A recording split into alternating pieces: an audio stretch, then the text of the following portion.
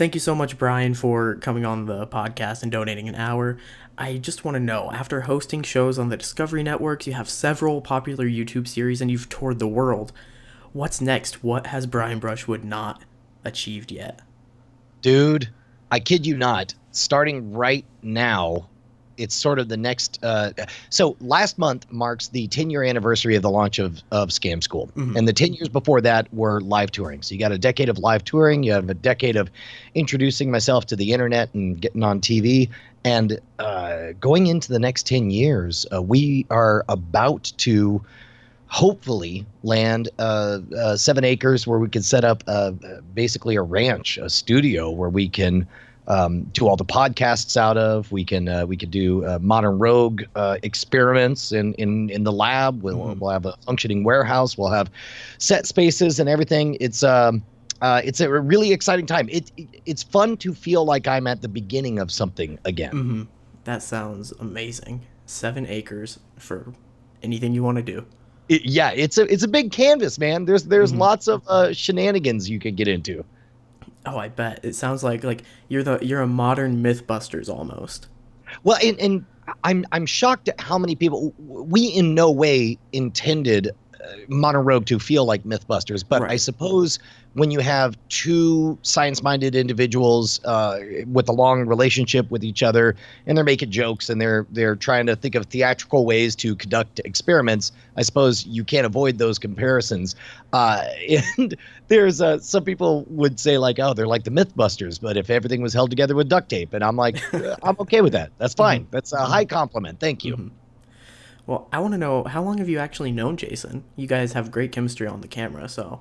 Oh, I'm glad to hear that. We met each other in the year 2000 at a New Year's Eve party, and he was rather intoxicated at the time and very excitedly said how much he enjoyed one of the tricks for my show. And it was one of those late nights, and he was just like, I can't see how that's possible. And I in casual conversation, I explained everything to him, and he was like, oh, it's amazing. And then he went to sleep, and the next morning had no memory of what the answer was. And to this day, still does not know how I did the trick. That's awesome. Do you remember what trick it was? I do. It was actually one of the tricks from my senior thesis show. At the University of Texas at Austin, they have a program called Plan 2. It's an interdisciplinary liberal arts program where the first 2 years, they're pretty strict. They tell you, take this math class, take these English courses, take this physics class. But then the last 2 years, you pretty much pick a thesis and you take whatever you want that's related to your thesis. And a thesis, like, they're not joking around. Like, you're looking at a 200-page biography of some dude that died in 1871. Oh, wow. Or you're looking at your first novel or something. And at the time, I was like, wouldn't it be great if I can get away with doing something magic related? Because I've been doing magic on the side. And I was thinking, like maybe get a trick published, maybe write a history of magic thing or whatever. And I went into the I guess, for lack of a better word, the dean's office. And I said, well, Brian, what do you want to do for your thesis? And I got as far as saying, well, for the last few years, I've been doing magic on the side. And then all of a sudden, she draws in a breath and goes, and you want to do a magic show as a creative thesis. What a great idea.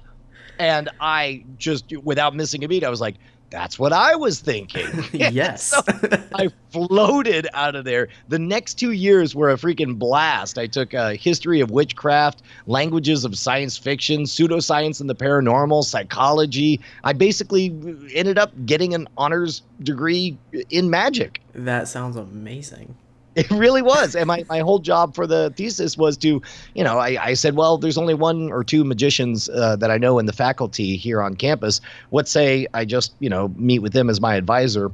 So I'd show up, once every other week with a videotape of my last performance, and they would give me notes, and that was it. That's really cool. An actual magic degree. Yeah. I'm sure that's not how they want the program marketed, though. Right. That's really cool. And now you mentioned you get a lot of comparison to Mythbusters. I want to know, though, I see a lot of resemblance. Are you familiar with the Kingsman films? You know what? I am familiar with them by reputation. I have not watched them yet. Okay, a lot of the modern rogue stuff reminds me of that because if you are familiar at all, it's just what would a night look like today almost. Sure, sure. Well, as a matter of fact, one of the things that's been on the back burner for Mono Rogue is we are desperately looking for a master of Bartitsu. Bartitsu is Victorian era martial arts designed to take advantage of the fact that you're holding an umbrella or a cane or whatever. That's awesome. It sounds very much in line with Kingsman. Mm-hmm. Yeah, so I see a lot of similarities there, at least in the wanting to be a gentleman in 2018. Sure. Yeah. Although, what's interesting about it being in 2018 is when we first did it, we're like, what are we interested in? What would a modern rogue look like? And, we came up with, gentleman, warrior, scoundrel. And I am putting a lot of thought into gender inclusiveness. I don't know what that looks like. Our demographics were 96% male 18 to 34, which means we're definitely resonating with some group. Right. But I'm wondering, is that a good thing or a bad thing? And it's a complicated time that we live in. So I don't know. We're wondering if it's even a good or bad thing to have the word gentleman in there. Mm-hmm. Now, have there been any episodes that have shown more of a female viewership or anything like that? That's a good question. I'm sure we could dive into the raw data and find one. Although it does seem like there's certainly no shortage of female fans in the comments and responding to this stuff. And among them, I'm not prouder of any of my fans more than the fact that I sometimes come downstairs and catch my 14-year-old and 10-year-old daughters watching The Mono Rogue. And it's interesting because we had a sponsor come up that had some like male enhancement products or whatever. And they're saying, hey, can you put this on there? And on the one hand, it's a natural fit. But on the other hand, I'm like, I don't want to be selling boner pills in front of my daughter. Right. I don't want to make it awkward for her to watch her dad. Yeah, that seems like it would be a bit awkward. Yeah, I have been watching Modern Rogue all day, though, and the one that got fascinated me the most was the prison wine episode. Do you have? I don't know what it is about that episode that has resonated with so many people because apparently the recipe for success is to goof around, talk a lot, and then make a thing and then not even drink it at the end. like apparently every time we fail, those are the episodes that do really, really well. And when we look awesome, nobody cares. Yeah. Though another one that I really liked, and it's kind of scary that you can do this, but it's crazy at the same time, the copying a key from a photo. Oh, sure. Yeah. And nowadays, there quite literally is a group of people who are familiar enough with locksmithing techniques or whatever that upon seeing a key, whereas we just see up, down, up, down, up, down, they look and they immediately say 446221. And then all they have to do is remember that number. They could make a 44662221 and show up and let themselves in. Yep. That's insane, but also fascinating. Are there any Modern Rogue episodes that you've wanted to make but you haven't been able to make because maybe something's like too out there? We've got 3 half completed episodes. Episodes that were started, and then we get to the part where like, and now we'll do whatever. And then we just never got around to doing whatever. We have an episode where we explain all the backstory of cryptocurrency, and then we say, oh, well, this would be fun. Well, let's spend a week mining Ethereum. And then we just never got around to it. So there's no ending to it, and it hasn't posted. There's another episode where we were going to liquefy a pig's head, basically as a proxy for body disposal. And we got the lye and the water and put everything in, and 30 minutes into it realized, oh, hey, lye reacts with aluminum, and this is an aluminum pot. That smoke coming out, that hydrogen, those bubbles, that's the lye eating away the aluminum of the pot. And I'm like, well, yeah, so we're actually going to have to reshoot that one. Yeah. So is it just you two coming up with the ideas, or is there a whole behind the scenes that you never really see as a viewer? I mean, I wish I could portray it as something dramatic, but right now everybody works from home and we all collaborate over Slack. And this is one of the things that as expensive and as insane as it is to try to, get 7 acres and declare this is now Modern Rogue World headquarters, what I'm hoping is that it'll become much, much easier to collaborate and think through, half-baked ideas and get stuff done on time. There's a television company that was really excited about pitching an idea, and all they needed was 5 minutes of me and Jason talking on camera to explain the conceit of the show. It took us a month to coordinate setting all of that up. And the hope is, if we're all working under one roof, that's the kind of thing that really should be like, hey, let's just take 5 minutes and bang this out. Yeah, definitely. So the ranch is, or did you say you were calling it a ranch, or is that a memory I have from Twitter? No, it's still up in the air. What's funny is I was calling it a ranch last night on Night Attack, and then my wife this morning says, no, Modern Rogue World headquarters. That's better. It does have a ring to it. Right on. Mm-hmm. So the Modern Rogue World headquarters is hopefully going to alleviate all the problems you have. And introduce a brand new batch of problems. This is going to be great. Right. I walk around, and first of all, the house looks like a rotting corpse that forgot to stop standing. It's the Paper Street house from Fight Club, basically. There's so many remnants of every ghost from every entity that came before, but also there's a strange poetry to the land that I don't know. I'm really excited to tell that story on screen. Right, and then you could even do some Modern Rogue episodes that maybe haven't been possible before, like upkeep of 7 acres.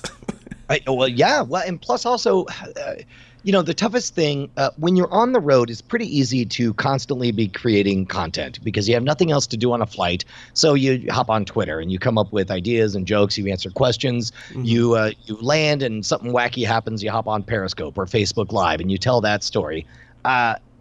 When you settle into a routine, especially working out of the house, it's a little bit you get a little more creative. You're like Starbucks again today, and I'm really excited about having a giant sandbox for us to all start playing and have disasters happen. Well, it sounds like a blast. I and quite literally, man, we're gonna be blowing stuff up there. I'm very excited. Well, I'm excited to see what content comes from that. It sounds like you can do some really cool stuff. So hopefully, and nothing is for all we know, the some property guy is going to be like, oh, this is Indian burial ground. It's haunted. Yeah, by toxic Avengers. Here they come, fight. Well, then you can film that and have more content either way. So great minds, Braden. We're on the same page here. We got it. All right. So if you don't mind, I put up a Reddit thread. I don't know if you saw it, for people to ask you questions. Oh, I did. In fact, I retweeted that. That was really cool. Thoughtful of you. Awesome. What did you got? I tried not to peek in on it. Yep. So it looks like we've got 12 people, but some of them have multiple questions. So we'll just go through the list. Yeah, you got it. Okay. So the first question is from user the Klaus. He notes that you hurt your hand a lot. All right, let's clear the record on this. It's because we embrace the theatrical conceit that Brian is constantly setting his hands on fire, which actually that was one of the ways I injured my hands. Look, I had a really good run, and in 20 years, did nothing to my hands. And part of that is because everything I did with my hands was very practiced. I'd done it a million times before. Everything in the stage show, you practice. It's all drills, right? And then Modern Rogue comes along, and Modern Rogue is like, I don't know, let's try it. And so there are more surprises. There's a bit more chaos. And so just like anything else, you get scratches and dents or whatever. And at some point you realize, oh, it's funny that we keep talking about how Brian injures his fans. That's a whole different thing. Injures his hands.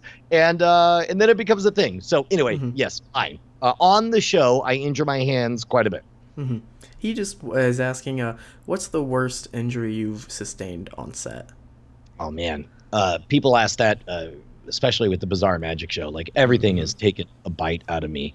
I broke a 30-pound concrete brick over my head, and the fragments just happened to be the right shape. Like, it broke in a very knife-like shape. So when gravity pulled it down, it bounced on my head like a jagged, dagger, and then fell off. I did not realize this. I was like, oh, that's fine. I stand up, I bow, I walk off stage, and I'm like, what is tickling my forehead? And I put my hand up, and when I pull it down, it's just crimson everywhere. I realized I'm bleeding on stage. Even dumb stuff like the skewer through tongue trick, which uses a hard bloom gelatin tongue that looks super realistic. I'm really excited about it. In the early days, when I was still writing the routine, I didn't know how much to sell the scissors cutting motion, and I overdid it, and I ended up cutting, a chunk of my lip off live on stage. Oh wow. And I had to finish the rest of the show with a napkin up to my face. You get burned from fire eating, and one of the weird parts is like doing the bed of nails. The worst I've been injured with that has always been in the loading and unloading of it from various, from setting up the show and all that. Yeah, when you said you cut part of your lip off, that reminds me a little bit of the story Mac King tells about having to finish a show after cutting part of his thumb off during his rope trick. Oh my gosh! Yeah. How did that go? I don't know all of the story, but apparently there happened to be a nurse in the audience, and it all worked out in the end. He said there's a rope change, and then he said it probably doesn't look pretty good because one rope was red, and then it was pristine again. Yeah. So, yeah. That's amazing. Okay, so the next question from the same guy, the Klaus, he wants to ask the question every magician is asked over and over, but you've never been asked on this podcast. So what got you hooked on magic?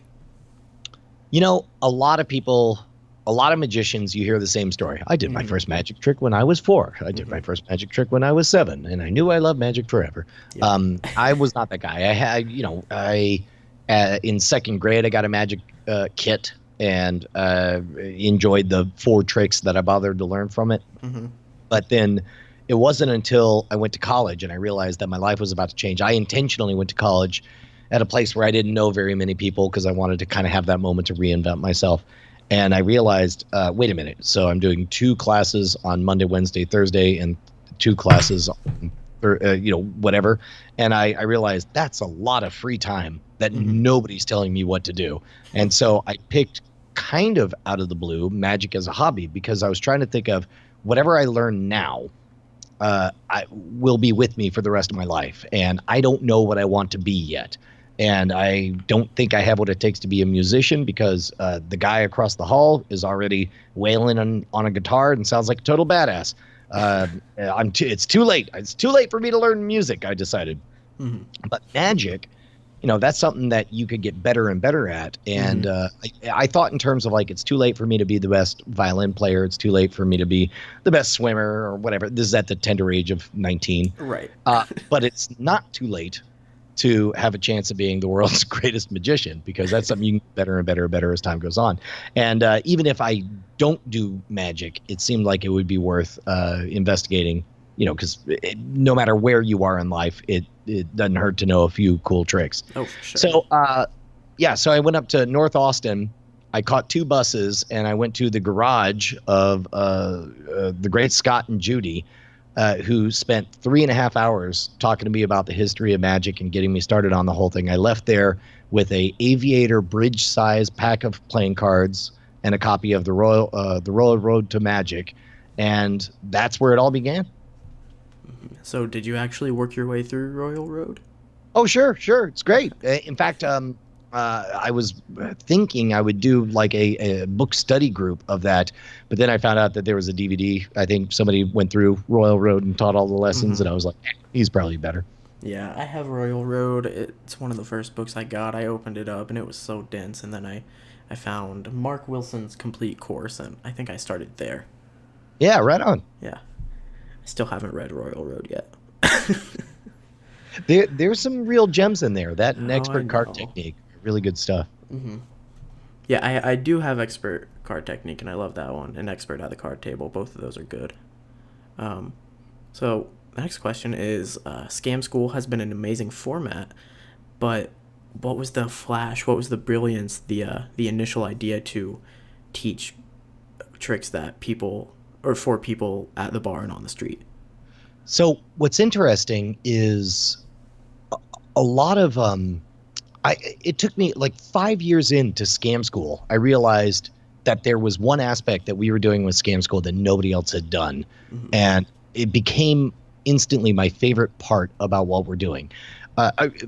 Basically, Scam School's conceit was largely born of me seeing an opportunity with Revision 3 Networks, because some of the folks who founded that I had appeared on Tech TV with for television appearances. And when I heard they were making a tech-focused online network, I was thinking like, well, what do I have that would fit into that space and be credibly, that I'm credibly an expert in? And I realized, well, of everything I'm seeing here, there's nothing that's social engineering, a hacker term related. And maybe it's a stretch, but we could do these bar bets as social engineering at the bar and on the street. And I came up with that qualifying statement, that sentiment, and I pitched them the idea of Scam School. When it came time to shoot it, we originally, I think some of the very early episodes you'll see, it's fairly traditional. It's me basically doing my best impression of Harry Anderson. Here's the thing. Now you're a sucker. Haha, gotcha. But at some point, I realized that as the prominence of Scam School rose, I realized that a criticism could be, is this teaching or exposure? And I thought a lot about what is the difference between teaching and exposure. And there are different definitions, but one of them is that if when the lesson is over, they can perform the trick, then by definition, they were just taught. They did not have anything exposed to them. If after the lesson is over, they've had the itch of curiosity scratched and they're still not able to do it, then you could make a case that that's exposure. So it became important to me to take, number one, non-magicians, genuinely random people at the bar, teach them the effect, and have them perform it credibly back to me at the end. And that was a bit of defensive jujitsu that we were doing. But then I realized that the real value of that is that in that 15 minutes, they see the trick. We think about it, the A, B, and C block. And I'm going to reveal the formula for Scam School. And once you hear it, you're going to see it in every episode. The A block is sales pitch. What I want in the A block is, that's a good trick. Hopefully you're fooled. I want to learn how to do that. The B block is, here's the method. Let's walk through everything. And if there's one contribution I'd like to believe that I really made to the world of teaching materials, is that addition of a C block, where you take somebody who has never performed a magic trick in their life and instead say, you now learn all this, prove to me that you grok it. And in that C block, the mistakes that they make are almost certainly the same mistakes, same confusions that everybody else is going to make. And so as a result, people write in, especially on the extra credit tutorials that we did. I took somebody, my partner at the time, John, who had never learned any of he didn't know how to palm a card. He didn't know how to flip stuff over or do false cuts and shuffles. So whatever problems he was having were going to be the same problems that the people at home have. So it gives these organic moments to clarify stuff. And then at the end, like you just watch somebody go from zero to being able to do it. So, you, the home viewer, really don't have much of an excuse to not make the same journey. And just with that, after you said that, I realized that, I haven't seen anyone else or any other magic tutorial take someone random who doesn't know it and teach them. Yeah. Well, and part of that is also, and I'm not going to pretend that all magic tutorials should do what we're doing on Scam School, but Scam School was a very early vanguard in the online teaching of magic. And it's hard to remember what the landscape looked like in 2008 when the only, or the closest analog to anyone teaching magic in any kind of video format that did not involve please pay me $50 was the Masked Magician. And so everything had to be very, very cautious. And that's why it was very important to me that the lessons be complete, that they be accurate, and that at the end of it, you could definitely perform it. And these also aren't paid effects or anything. They're just public domain tricks. And that's another thing, because and that's the beauty of that clarifying understanding, where if I make a handkerchief vanish, and I say all you got to do is buy one of these flesh-colored devices from a local magic shop, then that's definitely exposure, because you are no more empowered than you were at the time. You only have the satisfaction of having resolved the mystery in your mind. But if I say, go to your kitchen, grab one of these, take two of these, set this up, practice in front of the mirror, and do this, if you can learn it this morning and you could perform it this evening, then that's sort of the rule that I like for scam school effects. Right. And that sounds great. Right on. Yeah. So the next question kind of goes with scam school, but you've done several podcasts, books, wine. You did wine? But I did wine? That's what it says. Did you do wine? I don't know. Just WINE wine? Yeah. I mean, are we talking about what drugs we've done? I've done wine. I don't know. This guy did vodka once. Yeah, I'm just reading the question. I'll skip all the promotional stuff and just get to the question. Sure. Looking back, what was the most profitable project that taught you the most about creating things? Oh, that's interesting. Yeah, so that's a good question. I don't know about the wine, but the profitable part is an interesting twist, because there was a fundamental pivot. So I quit my day job at the age of 23, 24, because they gave me a raise. I had been working for Dell, designing high-end systems for clients. Like whenever a salesperson would get in over their head, they would escalate their call to our group, and we would, say, "What are you trying to do?" They're like, "Oh, I'm trying to do a 3D workstation." And so we would talk them through it. As far as working for the man went, it was a pretty good gig. But I lived for Wednesday nights when I would go to the Electric Lounge and perform during the break of the Asylum Street Spankers, a blues era band. And at some point they gave me a raise, and it was a big one. And I realized, oh crap, this is how it happens, is if they do this again, I'll be stuck here forever. And right.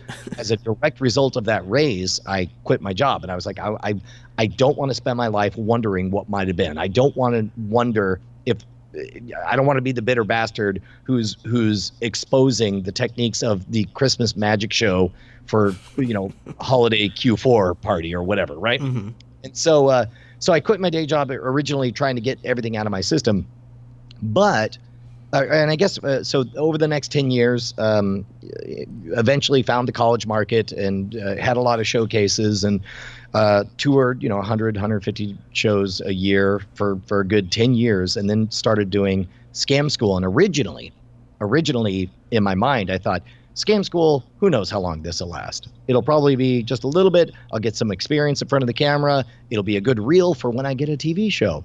Right. Or at the very least, if it sticks around, then this will make it easier to book my stage show. And it turns out that wasn't the case. These are made up numbers, but eventually, one of the biggest fundamental transformations as far as profitability, and I guess at this point I'm speaking to everybody who's currently a working professional magician, is realizing that touring, while exciting and fun, artistically fulfilling, creative, there's so much that's so great about it. Ultimately, you're still trading your time for money, and you can only be so many places, and you can only perform for so many people at a time. And I realized that I had expected everybody to I kept trying to look for the one person that would give me $1,000, and it wasn't until we launched Scam Stuff that I realized I should be much more interested in the 1,000 people trying to give me $1 for the same thing. And so with that transformation, with that launching of Scam Stuff, I realized that what I essentially have been doing online has been virtualizing my presence so that I can reach out to so many more people and give them the lessons and make things, better, easier for them as they get into magic. So I don't know, that idea of, you might have seen this, Braden. Hey, the thing that terrified me the most about working in magic are the folks you can tell are in the sunset years of their career and the strange lies they tell themselves. The kids, they're just not booking these days anymore. And I was like, that's not true. I just booked a whole bunch of stuff. And that idea, that end game was terrifying, and I realized that there's got to be a way for me to still do exactly what I'm doing, but reach enough people and preserve it in a video format, in a tutorial format, in a book format, in any format, in such a way where I can wake up after 8 hours of sleep and open up a computer screen and realize that while I was asleep, I was entertaining however many thousands of people. Does that make sense? Yeah, I completely get what you're saying. Like, sometimes I'll wake up and a video, you have way more fans than I do, but still, I wake up to like 400 views or something like that overnight. Sure. And it just, it's And great. what I love about that artistically is that those are real connections you're having. I think of it as a beautiful, strange one-way friendship. It's a real friendship. It's just highly asymmetrical, because when I'm performing, if you're in the audience, I want you to feel what I'm feeling. And so I'm putting it out there. And the fact that you can reach, my friend Nate Staniforth has a wonderful book, This Is Real Magic. And by the way, you should totally have Nate on the podcast. Oh, I will email him. And reading that book, I realized that he took a real experience that lived in his heart and his mind, and he put these crude simulacrum of the experience in the form of words on paper, but that vision now goes out to everybody, so people can see his show now, and then and buy a talisman, and by virtue of looking at it can get an authentic version of his real experience virtualized that will live in their hearts. And that to me is so artistically powerful and wonderful. I think that's part of the reason that over the last 5 years, I've increasingly turned my focus. I'm still, of course, touring and doing stage shows, but always looking for ways to virtualize my presence so that it's easy really to cool reach way more of people. thinking about it. Say again? Oh, sorry. That's just a really cool way of thinking about it as well. Oh, right on. Cool. Yeah. So, sorry. Sometimes the questions, when you jump from question to question, the transitions can be a bit weird. So, transition. It's a patchwork quilt. Yes, it is, especially from Reddit questions that don't have built-in segues. So, you talked about this one. I'm just going to read it from Avid Wanker is his name, but he says, how is giving away magic secrets on YouTube not exposure? We already answered that. So the next question. But I think it bears repeating. I mean, this is this is the discussion that I certainly at a pivotal time change. I happen to be on the forefront of. The short answer in the video, I eventually, after a good 4 years of thinking about it. In fact, I rewatched it recently. If you look for a YouTube video called "On the Ethics of Teaching Magic on YouTube," that's about 4 years of me thinking through the right and wrong of it. And what's interesting is I normally point people to that video if somebody has a beef with YouTube magicians, quote unquote, exposing magic or whatever. But the heart of it is realizing the difference between a broadcast medium and a library medium. A broadcast medium is something that funnels. It's like a fire hose. It's just shooting stuff out left to right. And certainly the Magic's Greatest Secrets Exposed, or the Masked Magician stuff, that was a broadcast medium, and there was a lot of artistic collateral damage. There were a lot of people who might have really enjoyed sitting with the mystery of the last magic show they saw, that were all of a sudden that mystery was wiped out, and it was replaced with this hollow, smug satisfaction of knowing how it's done. Right. However, along the way, there are also a lot of kids who realized, wow, that's something I could do. I could be a magician. I could have some of this. I could be a part of this. And so while it's tough for me to want to forgive the sin of crapping on magic the way they did. The attitude to me is the greatest crime on that show. That magic is all just a dumb trick, and you're dumb if you like magic. Really, you'll notice what a rejection of that Scam School is. Scam School is like, no, magic is awesome, and you can be part of it. Because, as I put in that video, there's not a single episode of Scam School that's going to leap out of the woods and spoil something for you. The Right. only way, now granted, it's a very small gap of you clicking a button. The only way this gets in your face is if you clicked a button that got you there. And YouTube autoplay, I think, came out after this video, Right. which shapes the narrative a little bit differently. But the fact that it's a library, people got to think of YouTube as the world's greatest library. It's where we go to learn how to do CPR, how to ballroom dance, how to change a tire, and also, yes, how to do magic. And the biggest metaphor that that sounded outrageous when I said it, but now feels prophetic. The greatest magician, the next David Copperfield, will not talk about the library books that they read. They will talk about the YouTube tutorials they watched as they got started in magic.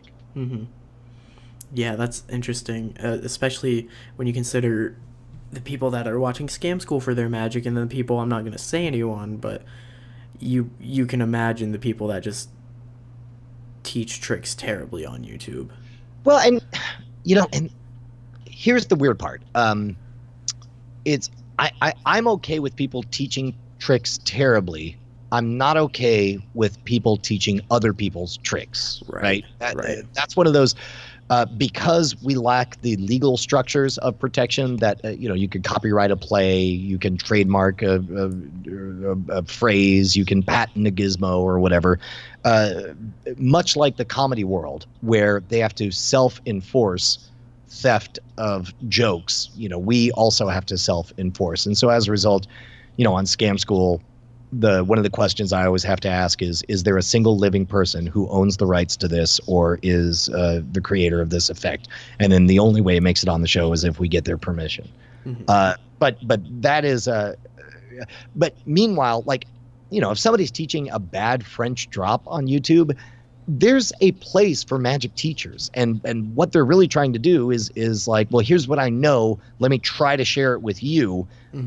That all seems good to me. And yeah, in the marketplace of ideas, there'll be people who are good and people who are bad, but I certainly don't have a problem with somebody trying. That's Oh, for sure. That's the call of every troll on the planet is every time I read a nasty comment, it's astonishing how many of them boil down to, and I'm borrowing the quote of the author David Wong, they all boil down to, stop trying. You're doing this different than I would have done this, and the attention you're getting is making me uncomfortable.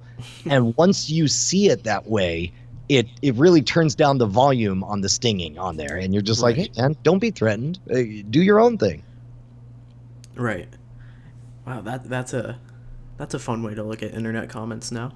it really makes it easy to I did a talk at Google about loving your trolls, and I told a story about a friend of mine named Dennis Rogers. We were on tour with the country music tour with Rascal Flatts, Brad Paisley, and Brooks and Dunn, and he is legitimately like world record holding, pound for pound, one of the strongest men who's ever lived. And here was a bunch of frat boys just heckling him, talking about how fake everything was. And I couldn't understand when his show was over, he sat down and gave them his full attention and redid the entire show, allowing them to touch and hold and do everything. And in that 15 minutes, all they wanted to do was punch these kids. I was like, no, that's not how you deal with hecklers. You got to shut them down. You got to show dominance. You got to be in control. But instead, he showed attention and kindness, and the result was absolutely extraordinary. All of a sudden, these guys that were blowing him off and actively trying to ruin his show became his biggest fans. And that's when it hit me. If you're trying to cross the Atlantic in a sailboat, you don't worry about when the wind is blowing the wrong direction. You worry about when there's no wind. And this is a case where the wind was blowing the wrong direction, and he just had to take that energy, like Bruce Lee redirecting a punch, and channel it somewhere else. And by giving attention and affection and treating them like human beings, he's been able to do that. And that's been a big part of the reason I try to answer, all of the thoughtful negative comments that I receive. And then that way, that's instead of just shutting down or ignoring the hecklers or internet trolls, you can sometimes maybe turn them to your side even. Oh, absolutely. That definitely happens. Yeah. And others it doesn't happen, but Right. and It they can't have happen for full everyone. understanding that we're not going to meet in the middle. Mm-hmm. Wow, that is a different way of looking at comments. Yeah. So, another segue. Perfect segue right here. What do you think would be the most annoying cliche about magicians? This is from Seth Burrow. He says for him, it's the top hat, cape, and wand. Whenever he says he does magic, people seem surprised when he's just a normal dude. What do you think? I wish I had a better answer for this, but the default play seems to be make up a new word that doesn't have the baggage that comes along with magic. Because that magic is something that is so universally beloved by everybody under 10, then almost universally reviled by 17-year-olds, and then cautiously approached to 20-year-olds and up. With my stage show, that's a big reason that there are so many sideshow stunts in there, is because it's probably just an act of cowardice on my part. I wanted to begin with a bunch of stuff that's totally real, so that I would be above reproach. Like, at the end of the day, you have to respect that dude shoved that fire in his face. He definitely shoved that nail in his nose. He definitely ran that tube through his orifices. Yep. And then I start sneaking in magic and then guiding you into mentalism and getting into all this stuff. And hopefully by the end, you don't really know what's real and what's not. And it's like a stealth magic show. In fact, I even refused to call it I didn't call myself a magician. I always said bizarre magic, because although among magicians, we of course know that bizarre magic is you tell a ghost story and then you find their card. If David Blaine could get away with calling close-up magic street magic, because that's more approachable, after all, he was standing on a street, then I could get away with calling bizarre magic this mix of sideshow stuff. Right. I don't have a universal answer, because oftentimes somebody said, like, I'm a mystifier, I'm an illusionist, I'm a reality bender. Like, all of us are just saying, please don't think of us as the guy you saw when you were in third grade. Right. But at the same time, that's what we are. That's what we are. Yeah. It's the same tricks. Yeah, same tricks, maybe different tricks, same different presentation, but ultimately you're just hiding some cards somewhere. Yes. That's great. And so you talked about bizarre magic and leaning away from calling yourself just a magician. I've got to ask, did the hair help you with that? Yeah, man, I went through a lot of phases. This is interesting to me, because people are like, why the hair? And I think what changed everything is the emergence of social media. And it's hard for most people to imagine a time that this was true. But there was a time let's say Twitter, pre-MySpace, pre-Facebook, when it was entirely possible and definitely happened, where, let's say 2002 or whatever, you could come into a town, you could perform an hour-and-a-half stage show of all your A material for 300 people. You could absolutely fry them. You could melt their brains out their backsides, end with a standing ovation, and a week later, about 50 of that 300 people would remember your name. A month later, 3 of them would be able to remember your act. Right. And a year later, when they see some other magician, you'll get that same thing we've heard a million times. You go like, oh, I saw a magic show. He was really good. Oh, what was his name? Yeah, I don't know. Well, what did he do? Well, he did this magic. He knew the word. And and then it's like, you finally ask, well, what did he look like? And then that's the anchor that mattered. Like, oh, I remember head to toe, he had a pinstripe red suit, double breasted. Oh, I know he had crazy hair that looked like Guile from Street Fighter 2. Oh, he had a giant monocle that he wore all the time. Whatever it is, it's that desperate bid to own a little bit of mental real estate in somebody's brains. Nowadays, we outsource all of that. Rather than hold it in our own brains, we rely on past us to have bothered to follow them on Twitter. And that's a kind of a contractual acknowledgement that it's like, oh, no, I want you to exist in my life going forward. And as a result, you don't need all that. But in the early days, I'm a big fan of gimmickry when you're looking to establish a foothold in somebody else's mind. But to answer your question, like in college, I had hair down past my shoulders, and then I cut it all off and dyed it bright green for a couple of years. Green apparently made people want to fight because we lived in a monochrome past from Pleasantville, and then eventually I settled on something that was curious but non-threatening, and also strangely familiar by trying to emulate video game characters. But what in real life made people smile the moment you get on the plane, they're so excited. They're like, oh, what a great look. That's so much fun. You're a human being. Let's talk. Yeah. On camera, very quickly, I found out with Scam School, it just screams insecurity in a way that makes people uncomfortable. So at some point, when we started talking about pitching TV shows, I was like, all right, look, I'll cut my hair like a grown up. Fine. So that's why you cut it. Yeah. But I will go to the mat with anyone who says that stuff was embarrassing or ridiculous. That haircut was majestic, and all of you are criminals for creating a harsh reality where you shamed me out of having it. All of you should feel that. I liked it. This guy gets it. I know. I got it. No. I mean, Piff wears a dragon costume. It works for him. Yeah. Save your shame for Piff. Exactly. Shame Piff. Hashtag shame Piff. Or don't, because he was awesome when he was on my podcast. And that's the funny thing, because what Piff is doing is so out of the norm that you could call it a lifestyle thing, and then all of a sudden it evokes a different set of heuristics where you're like, well, that would be unkind to take away the joy this person is feeling. But there was something about that crazy video game spiked out hairstyle that made people like not care. Like nobody's protecting their rights. Yeah. No, I mean, I love when people play characters and then stay in the character. Like, I was talking with Piff one time, and he said, oh, forgive me, I'm in my person suit. And I lost it. That's great. Yeah.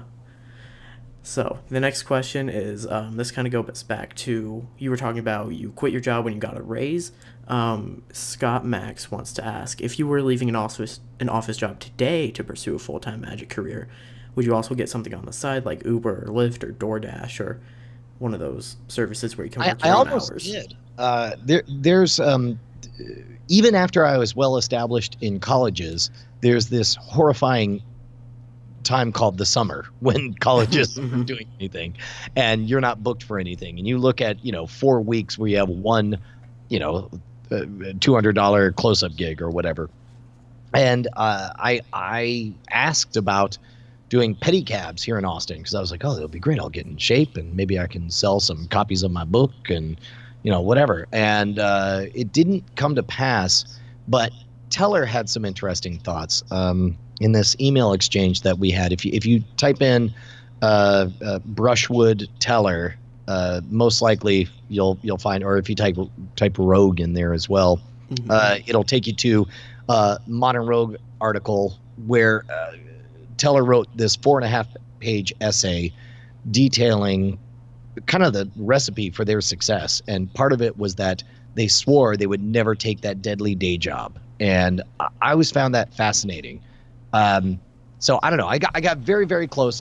I'm with Teller though, because if you take anything conventional off the table, then the only direction to go is more outrageous and start thinking like, okay, I definitely need $50. Yes, the conventional thing is deliver pizzas, drive an Uber or whatever.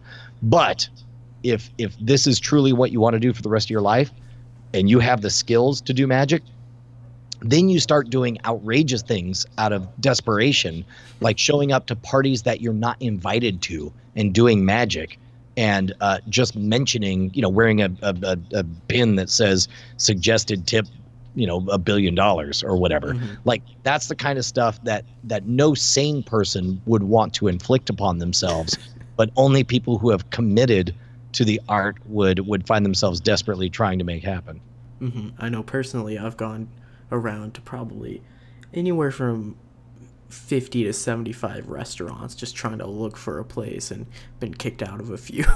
Yeah, that's great. I mean, and all of those should be badges of honor for you. I mean, yeah, definitely. These are all parts of the story. I don't know if it's accurate or not, but the concept of remembering forward, like you create a version of you in the future who's as successful as you want, and you ask them questions, or take a hero and imagine talking to them. And for me, I was like, okay, I'm 20 years old. I'm in college. My heroes are Teller, Harry Anderson, Todd Robbins, and I'm imagining talking to them and asking them questions like, have you ever had a show go badly? And the imagined answers were like, are you kidding me? Let me tell you the most epic failure story you've ever heard in your entire life. And so what I took away from that is like, oh, I need to go out and have some failure stories. I need to go out and have some genuinely horrible things happen so that I can consider how to make sure they never happen again. Right. Yeah, that's cool.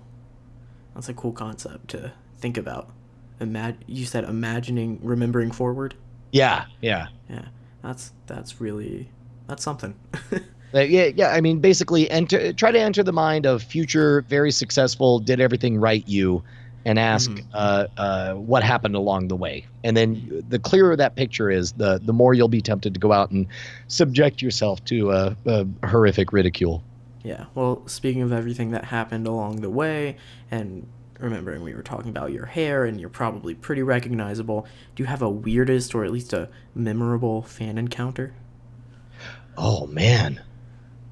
Yeah, well, I mean there's a number of them, but a fan encounter is one of those things that you deeply crave early in your career because you want to feel like you made your mark, like, oh, I'm doing it. I'm saying something artistically that matters to somebody enough that they remember or recognize my face or whatever.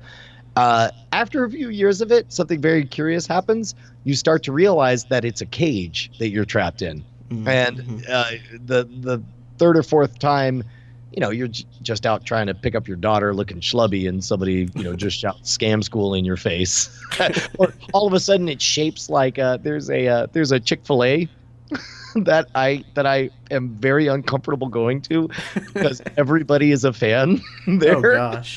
And I'm like, I don't want them judging the fact that I get two 12 packs of grilled nuggets and a Diet Coke light.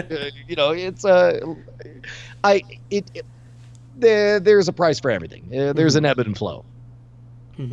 Yeah, I personally have only had one, but it makes me never want to have another one. Really? How did that go? So I perform at a lot of open mics around here, and I was just in the bathroom one day, like at the urinal using the bathroom, and somebody's like, I saw you like 3 days ago, and I'm like, cool, can I pee? Yeah, you're like, now I'm looking at your wiener, oh my yeah, God. Exactly. I'm like, no, thank you.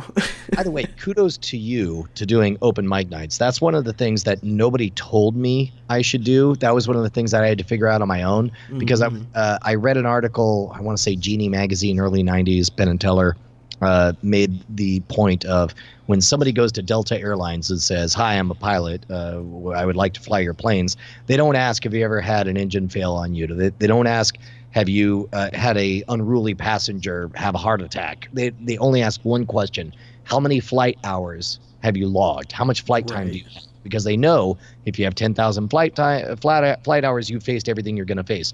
So in the early phases of a magic career, like flight time. And of course, the next question is, well, where do you go? And for me, it was like, well, physically, I could just walk down to this street and start performing without permission and see what happens. And eventually the police chased me off. And at that point, I discovered open mic nights, and almost universally, people were excited to have something besides another one guitar singer-songwriter. Right, exactly. And, something to shake stuff up. It's great to get that flight time. It's great to get your face in front of other people, and you meet some real talent that goes places. Yeah, the reason I started doing it was I love stand-up comedy and I love magic, and I'm like, there's no places to do magic, but there are places to do stand-up comedy, and I'm already kind of doing comedy magic with my routine, so I just started going to places comedians were going. Sure. No one's kicked me out yet, so. Yeah. Well done. It's like figure out a way to do, they say fake it till you make it. And part of that for me was again, early days of the web, but on my website, there was a spot for a touring calendar, and I would look and it's like, wow, July only has 2 items on there. I was like, I'm embarrassed by that. I need the perception that I'm very, very busy. So I'm going to commit to doing 4 open mic nights at this venue. And I'm going to pepper that in. Well, that kind of looks like a full schedule. You're like, oh wait. And then in Houston, 3 hours away, they're doing the Magician's Barbecue. Let me call them and see if I can volunteer to go perform for them. And so, oh, great. I landed a gig that I'm going to drive 3.5 hours both directions and get paid $0 for. But I get to add it to the calendar, which again, fills out the image. And what you're really doing is you are learning to act like somebody who is a full-time, fully booked professional magician. And along with that comes becoming a full-time, fully booked professional magician. Right. And I have to kind of do that this summer. I don't have a kids show, but I have been booked for 10 kids shows. So again, that's one of those when you commit to not taking that deadly day job, you find yourself, you stretch your artistic boundaries in some. At one point I did a promotion for home style bakes where I went around, I put on the penguin suit, full on tux, walked around, interrupted mothers shopping with their kids to do a card trick and tell them home style bakes is great. That's awesome. That's one of my favorite stories now. Oh, man. I mean, Penguin suit Brian Brushwood. I needed the money. I needed the money, and it forced me to enter a artistic realm that I was very, very uncomfortable with. And from that came, even on the one hand, maybe you discover there's something that you love. On the other hand, you might discover something that you hate. And artistically, I think there's a lot of value to figuring out what you hate. As Teller once said that love very rarely yields good art. And the way I interpreted that is that if you let love be your muse, the best you'll be is a pale imitation of whatever it is you love. My love for Penn and Teller would make a lousy inspiration for a magic stage routine because I would just be a shabby version of Penn and Teller. However, if hate were my muse, I could say, I'm going to go to all these magic shows, to these conventions, to see these competitions, and I'm going to figure out what's making me mad. Make a list of all the things that are making me angry, do the exact opposite. Guess what? You've created something brand new that's completely your own. Yep. That's everything you're saying to me is just like a different way of thinking, and it kind of leaves me speechless for a second. All right. Yeah. All right. So the last question we have, though, we ask this to everybody, and it kind of gets great answers because nobody's really prepared for the question. So I'm curious to see what you have to say. 12. The answer is 12. Okay, well then we'll skip the question. No. Sorry, what is it? Yeah. What's something that you believe about magic that you think other magicians might disagree with? I know magicians disagree with it. Oh, okay. And I would like to talk to historians. I would love to talk to anthropologists. I deeply question the value and would love to know the history of why it is magicians, at least outwardly, seem to value secrets, basically. Because that's the answer, right? A magician never reveals his secrets. Do we say that because it's socially uncomfortable to have people ask how we did it and we're afraid of ruining the mystery? And so has that become our go-to line so that we don't have to come up with a more elegant answer to the question? Is it an artifact of early 20th century magicians stealing each other's routines where secrecy was important because it was the only way to protect your original IP? Is it a theatrical conceit to make up a category that we're separate from everybody else? Because we don't see that. Like, we go to the movies, we see special effects, and we say, that is amazing. I am experiencing wonder.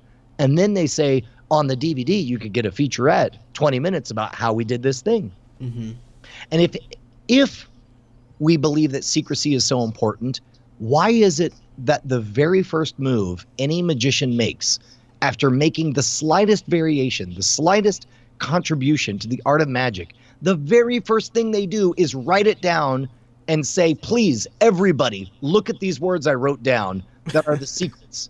If secrecy is so important, why is it that when you type magic into Amazon, you get over 100,000 books filled with magic secrets? And I don't understand why we pretend to the public in front that secrecy is so important, and yet our actions absolutely betray the reality of that. And of course, I'm probably not the one to raise this question, since I'm on, that fringe where I'm trying to actively seduce people into the world of magic. I want people to experience that thrill, that white hot fire of having fooled somebody, and then, go on to read all of the greats and become a master practitioner of the arts, because I truly believe that if you are a scared person, then you want as few people competing with you. If you have a scarcity mentality, if you believe there's only 100 units of magic available in the world and you've got one, then you absolutely do not want competition, because that's not great for you.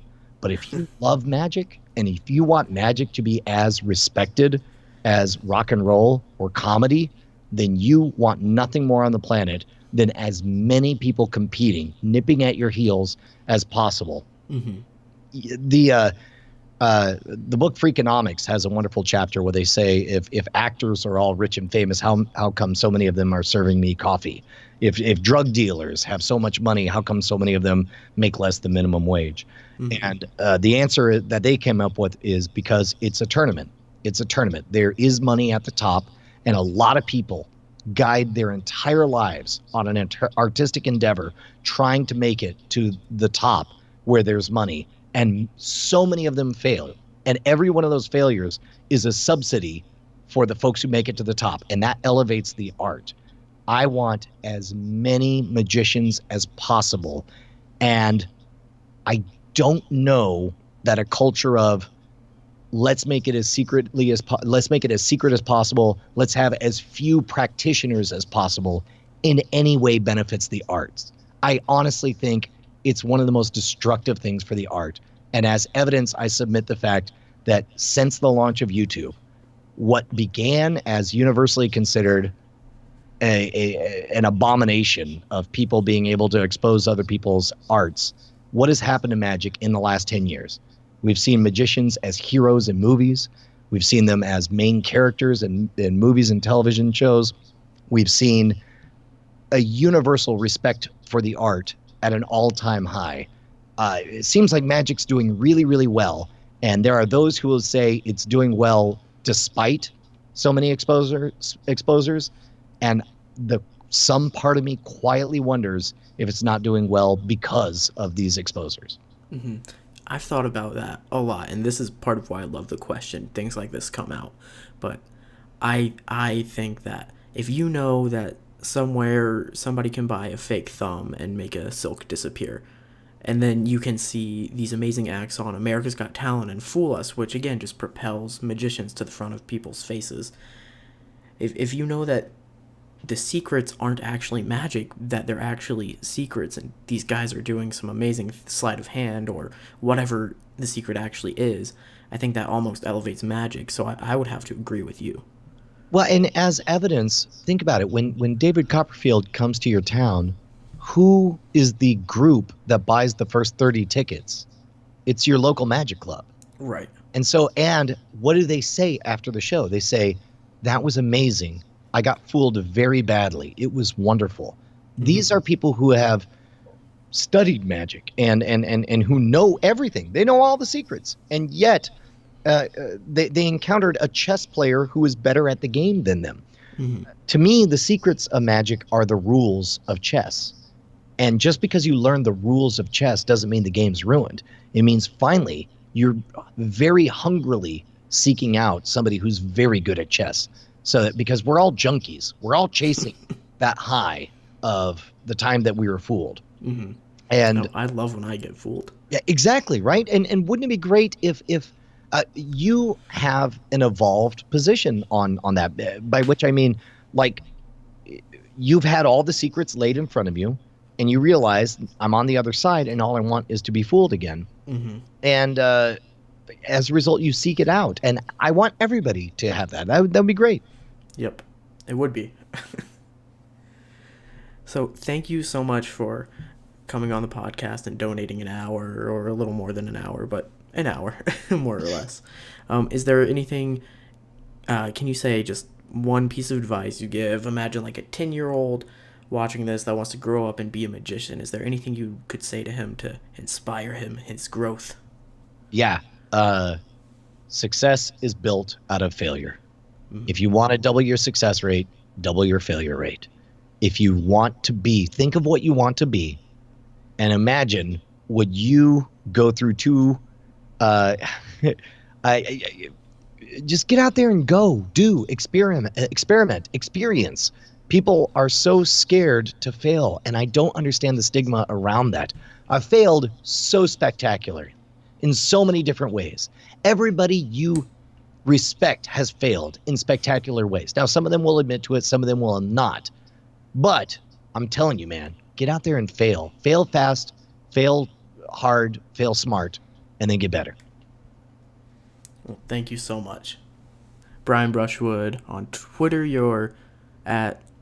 At Shwood. At Shwood. There we go. Last part of Brushwood. SHWOOD. Hit me up on Twitter. I answer everything. At Shwood. YouTube, Modern Rogue, Scam School. So many things going on. Modern Rogue World Headquarters coming soon.